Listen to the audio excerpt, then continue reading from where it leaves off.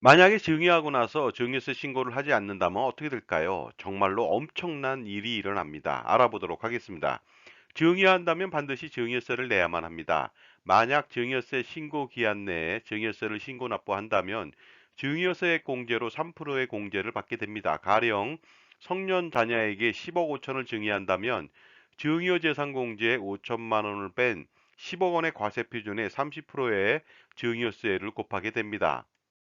그리고 누진 공제액 6천만 원을 공제한다면 증여세는 2억 4천만 원이 나오게 됩니다. 이때 3%의 공제로 720만 원을 뺀 나머지 2억 3,280만 원의 증여세만 내면 되겠습니다. 그런데 증여하고 나서 증여세 신고를 하지 않는다면 어떻게 될까요? 바로 증여세 폭탄을 맞게 됩니다. 이때는 당연히 내야만 하는 증여세 2억 4천만 원은 물론이고요. 증여세 공제 3%도 받을 수가 없습니다. 또한 부당 무신고 가산세 40%를 미납 증여세인 2억 4천만 원에 대해 내야 하니 무려 9,600만 원이나 됩니다. 그리고 여기서 그치는 것이 아니라 납부지역 가산세로 연 8.03%를 물어야만 합니다.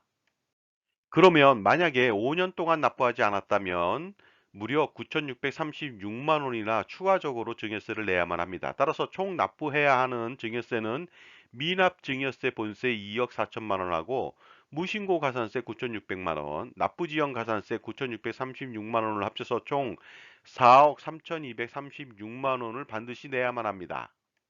이 금액은 증여세를 신고했을 때와 비교해서 무려 1억 9,956만 원을 더 내야만 하는 것이죠. 그런데 더 놀라운 일이 있습니다. 만약 증여하고 나서 증여세를 내지 않았는데 증여자의 상속이 발생했다면 다시 상속인에 대한 10년간 증여재산을 합산해서 상속세를 추가적으로 과세합니다.